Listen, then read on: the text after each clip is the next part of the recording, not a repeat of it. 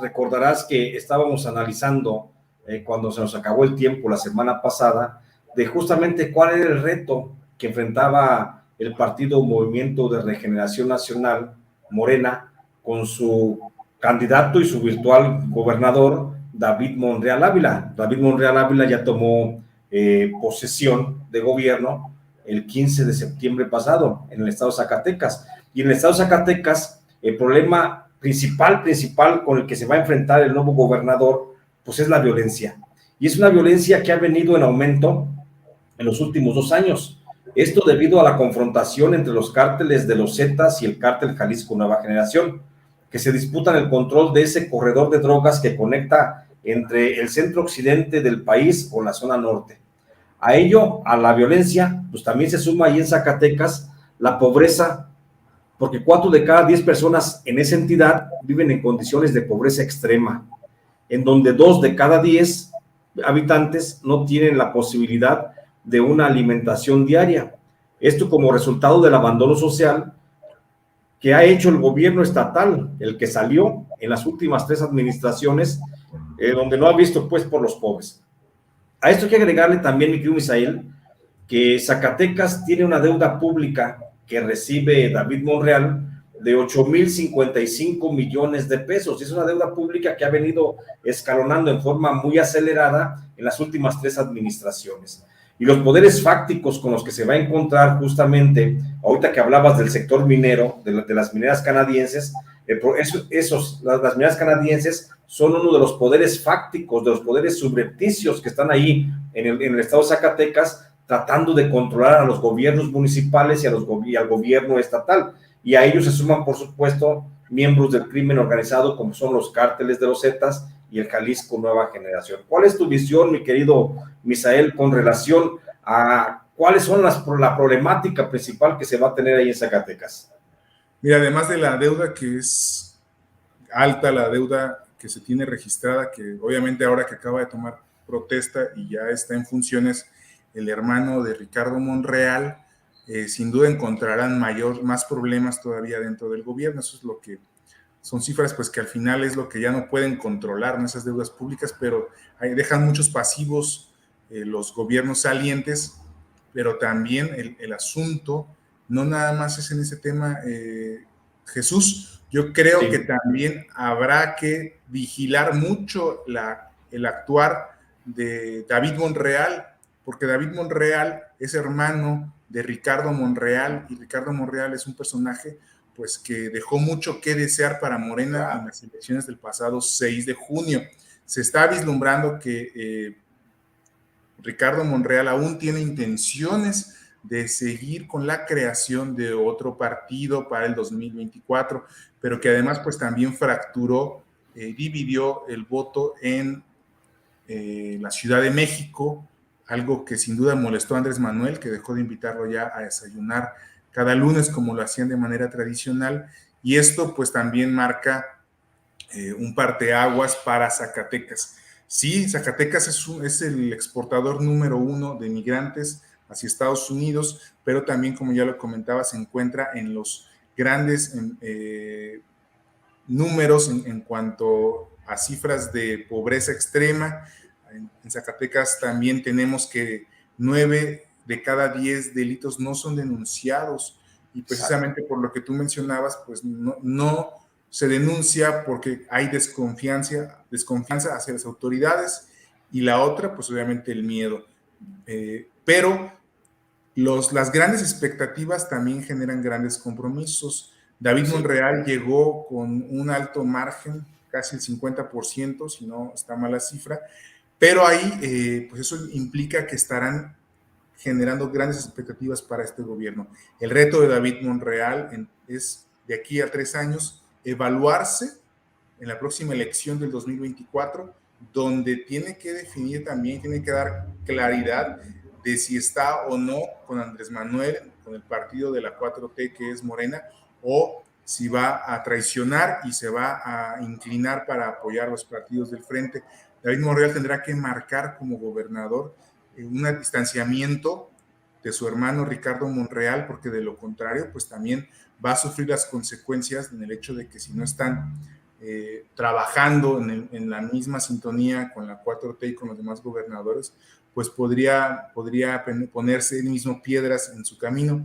Yo creo que debe tener la madurez suficiente para realizar un trabajo para las y los zacatecanos, que eso es lo más importante, que le den resultados, porque pues no nada más se perdería la esperanza que depositaron más de 61 millones de mexicanos que van a ser gobernados, sí, o ya están siendo gobernados por las alianzas de la 4T, sino que también su carrera política podría quedar sepultada de aquí a 3 años. Exacto. Bueno, y luego sigue también Nayarit. En Nayarit mañana, el 19 de septiembre, pues asume el nuevo gobernador Miguel Ángel Navarro Quintero. Él es el que fue electo, él fue el candidato de Morena, él es el virtual ganador de la elección pasada y él es el que va a gobernar por los próximos 6 años ese estado. Es el estado del estado de Nayarit, que bueno, lo recordamos por actos tan importantes como que hoy hay un exgobernador justamente en prisión, o al menos sometido a proceso, hay un exfiscal que está acusado en Estados Unidos, acusado de narcotráfico, está ya preso también. Entonces es un estado también que ha tenido sus altibajos, porque ha aportado mucho, por supuesto, al Producto Interno Bruto, pero también ha aportado también al escándalo nacional. Y el problema mayor en Nayarit, pues es también la violencia. En promedio mensual, en Nayarit se registran 3,500 delitos de alto impacto por mes, de los que por lo menos 580 de ellos corresponden a homicidios dolosos, lo que es resultado de la disputa que se mantiene en ese territorio entre los cárteles de Sinaloa y el cártel Jalisco Nueva Generación, que buscan el control del territorio que dejó la desaparición del cártel de los Damaso López Núñez y Damaso López Serrano. La pobreza que vive ahí en Nayarit también es muy lacerante, es una de las más altas, por supuesto, de las más dolorosas de todo el país, y esto es como efecto del abandono de la clase más desprotegida, de las que se olvidaron los últimos 3 gobiernos estatales. Allí, en Nayarit, por lo menos 5 de cada 10 personas no cuentan con la posibilidad de servicios de salud, de educación, de agua potable y electricidad. Y por lo menos 2 de cada 10 nayaritas ni siquiera tienen forma de comer una vez al día. 2 de cada 10. El estado de Nayarit, con el nuevo gobernador que llega, que es Miguel Ángel Navarro Quintero, una persona que se le conoce también con principios humanistas ahí en la entidad. Ojalá no vaya a cambiar, porque el poder pues los cambia a todos, pero ojalá el doctor Miguel Ángel Navarro Quintero pues pueda atender plenamente. Pero él recibe una deuda, mi querido Misael, una deuda de 6,599 millones de pesos. En gran parte esta deuda fue acumulada justamente en la administración esta que terminó, la de Antonio Echevarría, que curiosamente fue invitado por el presidente de la República, aun cuando es de extracción panista, perredista, fue invitado a que se incluya y se sume a los trabajos de la Cuarta Transformación. Y bueno, habría que ver qué pasa. Los poderes fácticos en Nayarit son también los grupos empresariales del sector turístico, el sector minero, también como en el caso de Sinaloa, y por supuesto el sector de la construcción. Y a esto hay que sumarle que también es un estado infestado por las células del crimen organizado. ¿Cuál es tu panorama de este estado, mi querido Misael? Ese estado es un ejemplo claro del gran trabajo que está haciendo Andrés Manuel también para consolidar la 4T, para dejar sentadas las bases de la transformación que él busca. Sí, como tú lo mencionabas, el gobernador saliente fue invitado al gabinete de Andrés Manuel a trabajar para la Cuarta Transformación, pero pues obviamente también eso dejó exhibidos a la presunta alianza federalista que se había estado manejando en diferentes escenarios con los gobernadores de Tamaulipas, con el gobernador de Michoacán, el gobernador de Jalisco, pues empiezan a debilitar, pero sin duda es una constante en los gobiernos que transicionan hacia Morena, donde se les dejan enormes deudas millonarias, multimillonarias de miles de millones de pesos. En el caso de Nayarit vuelve a suceder lo mismo. Y bueno, pues aquí el gran reto otra vez es primero salir del bache, los dejan esos gobiernos inoperantes.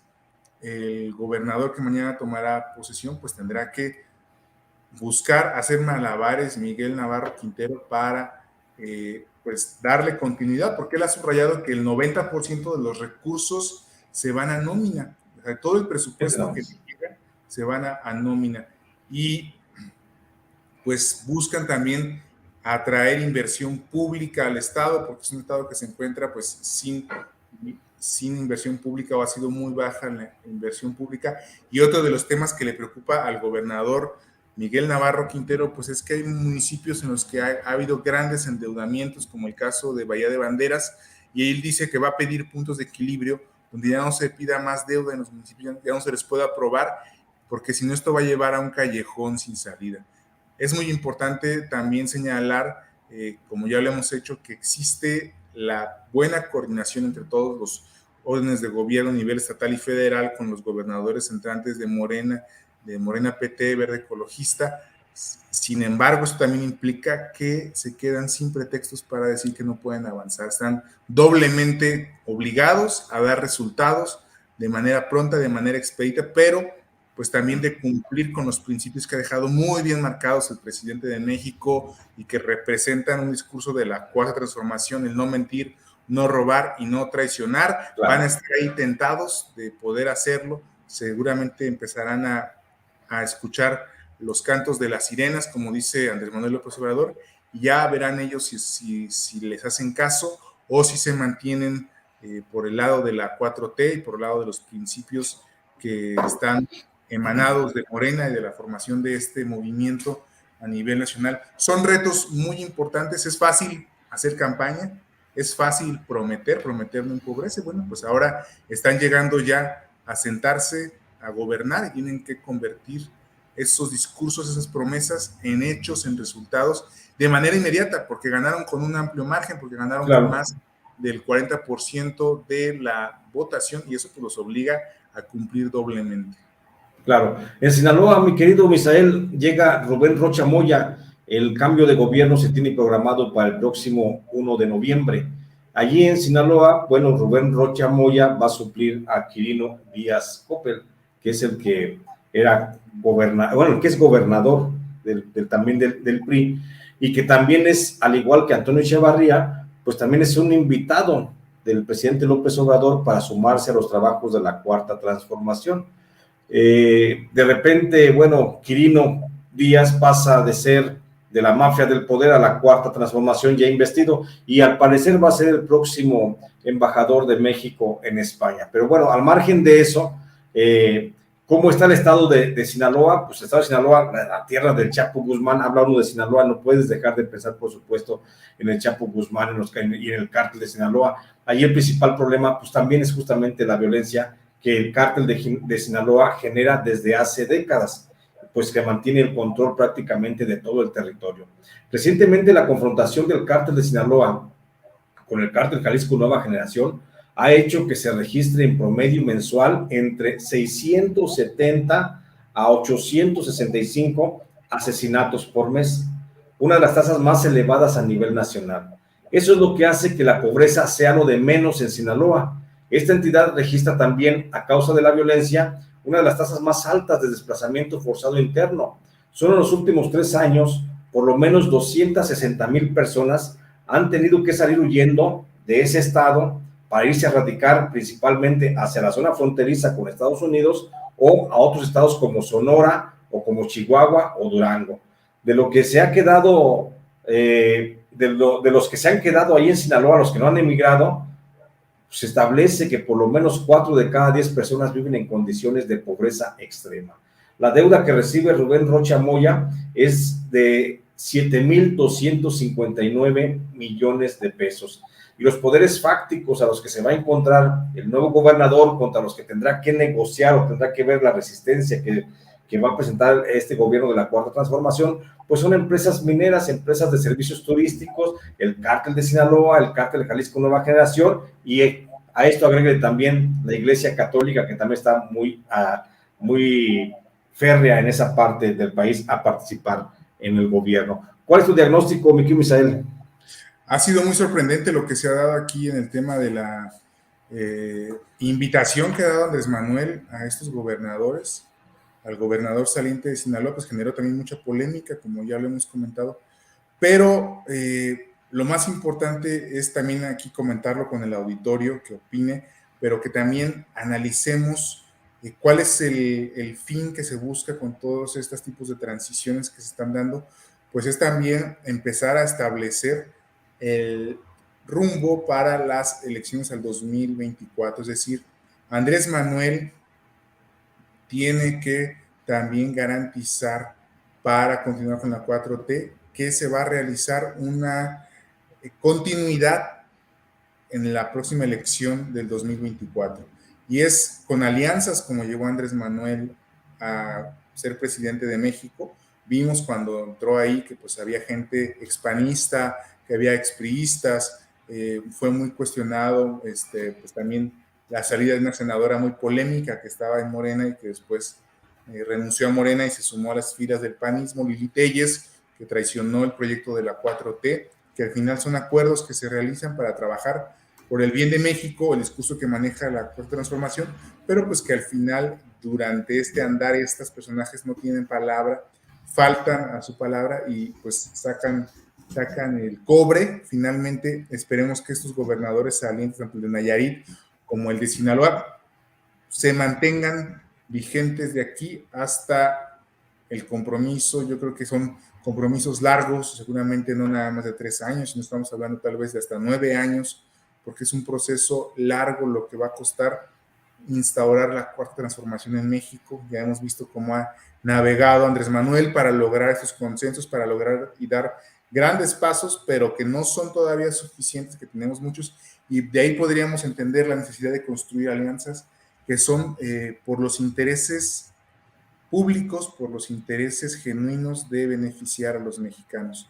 Finalmente, en el tema de Sinaloa, nunca va a dejar de ser polémico, pero es muy importante señalar que el cártel de Sinaloa fue el que más creció durante el sexenio de Felipe Calderón de Jesús. Es decir, este tipo les dio la manga ancha y hay que preguntarse también a quién se le escapó el Chapo, ¿no? Todo este tipo de situaciones, sí. Jesús, pues sí, sin duda, sea quien sea el presidente de México o el gobernador de Sinaloa, son situaciones que están presentes porque durante varios sexenios el corredor que va desde Sinaloa hasta Guerrero, pues ha sido una zona de trasiego de drogas que se han estado manejando durante mucho. Sí. Bueno, creo que perdimos a Misael. Bueno. Te estamos perdiendo, pero se está cortando. Ok.